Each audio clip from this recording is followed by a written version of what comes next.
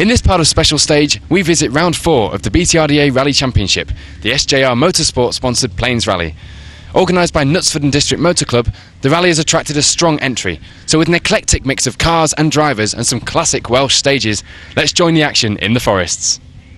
Yep, this is the Plains Rally supported by SJR Motorsport, and we're here at SJR Motorsport's premises in just outside of Welshpool, where we have a stage which is behind us at the moment, and scrutiny is going on in one of their workshops. So really good sponsors and bring a real lot to the event. Now, Graham, obviously you've been involved with this event for a few years, and every year you've come up with something new. This year you're using some new stages. Do you want to talk about them? Yeah, sure. We've got a lovely stage in Haffron Forest as used on the World Championship event each November, and it's in really good condition. The roads are brilliant, and the rest of our stages away from the Woodyard are all in stages that used to be in the World Championship, so they're all really world famous stages. So it's really nice to have such famous and memorable and classic stages to use. Fantastic. Well, thanks and good luck for a safe running of the event. Thank you. Yeah, I've got a whole team who do such an excellent job putting it together and have such good fun, so it's very easy to lead an entertaining and enjoyable team. 7 stages face the crews entered in this event. In this review we'll take a look at how the various categories were decided through these classic Welsh stages. Once again the 1400s lead the cars away, and first car on the road is the MG of Matt Edwards and Sam Collis. Pushing hard from the start, they opened up a 31-second advantage over the morning's stages.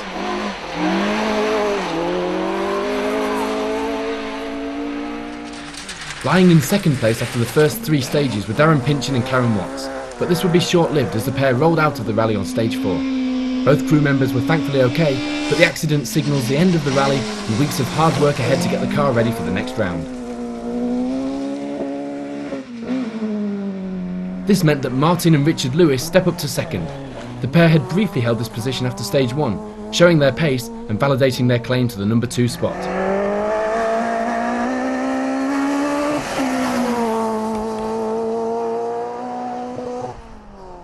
The second of the 586 Sport MGs was that of Callum Black and Paul Wakely. Third place after the morning loop and 42 seconds behind his old car and teammate Edwards at this stage.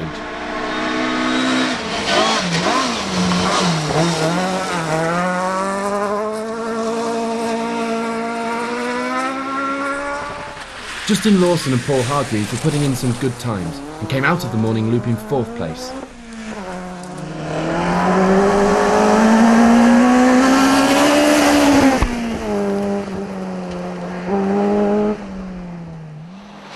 Dave Bennett and Alistair McNeil, meanwhile, were obviously trying in their little Corsa, and after 4 stages were lying in 5th place.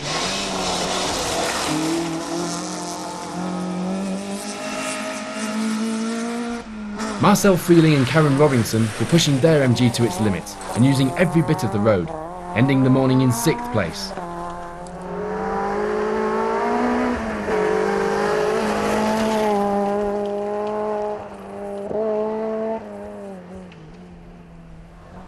John Lowe and Matthew Watton were driving the Vauxhall Nova well, a tidy and consistent performance putting them 7th after 4 stages, a good start to the event.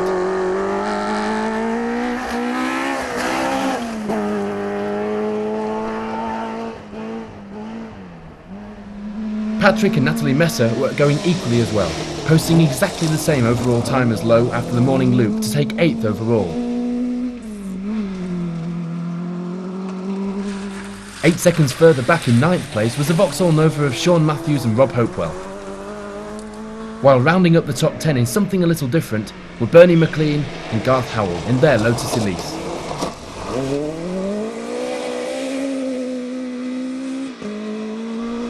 Highest placed of the rally first cars was the Toyota Yaris of Ashley Slights and Thomas Hughes, leaders in the class by over a minute. Retirements over the morning's stages included Ian Sutton and Heather Watkins, retiring on stage 1. Retiring after stage 1 was the Citroen C2 of Paul Knapp and Carl Williamson.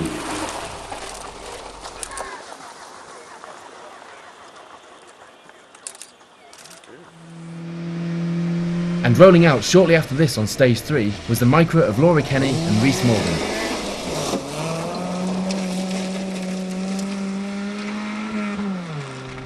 while Robert Price and Jonathan Sargent also stopped in stage 3 after being up as high as 8th place.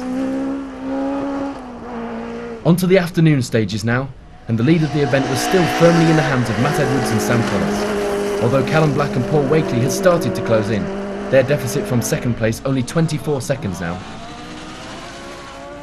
However, in a cruel twist of fate, both cars entered the final stage in first and second place, looking good for a Team 1-2, only to suffer identical driveshaft failure and retire in the same place mid-stage. A frustrating blow, not befitting the performance delivered by both crews this weekend. This, of course, meant a shake-up of the results. So let's have a look at how the 1400 category was decided after a dramatic rally. 10th place and third in class was the Vauxhall Nova of Eurus Evans and Dylan Lewis. The top 10 separated by a large margin of 6.5 minutes. Tony Simpson and Stefan Arndt guide their Rally for Real Polo to 9th overall and first in class.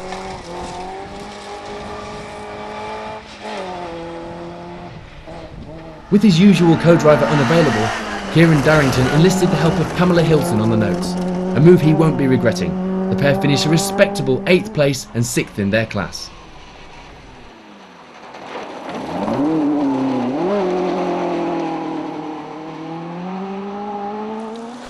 Seventh overall and 5th in class was the Lotus of Bernie McLean and Garth Howell. Patrick and Natalie Messer jump up the results to finish 6th overall and 2nd in their class.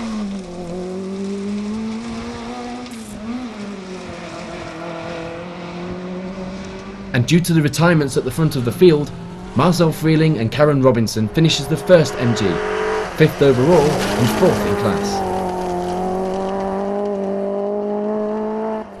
An improved performance on the second half of the event sees Sean Matthews and Rob Hopewell finish 4th overall, which also sees them take away the silverware for first in their class.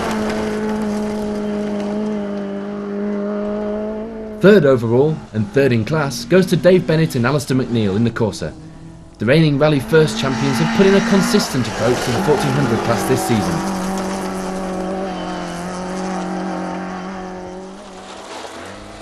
Justin Lawson and Paul Hargreaves take home 2nd place overall and in class.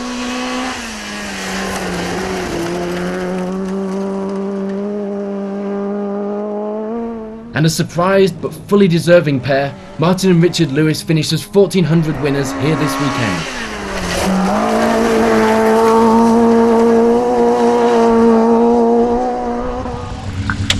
Martin, I believe you're emerging here the winner. I can't believe it, it's unreal. Did my luck change for once, I tell you. I can't believe it, I must admit. Okay, so you picked up the places, obviously with the 2 MGs retiring, but still a deserved first place. Do you think you've held it in there? Yeah, we stage 1 dropped about 9 seconds. I couldn't believe it. I thought Matt was really pushing it hard, and then stage 2 was stuck in 3rd gear for most of it. So we just right, we'll drive for 3rd, try and get 3rd. And then the last one was that rough. The car kept bobbing out through the second run in.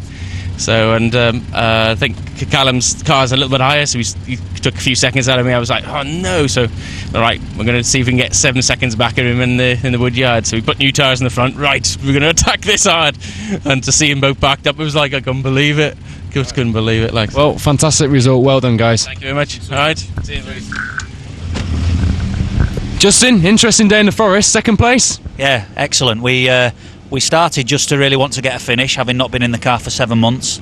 Everything's gone really well. Slow start in the morning, but picked it up in the afternoon. And then a bit of a bonus at the end with the two MGs going out on the last stage. So you were 4th. Were you going into the last stage? Going into the Woodyard, we were lying 4th in the 1400s. And we finished 2nd. Well, fantastic result, unexpected or not. Well done. Thank you very much.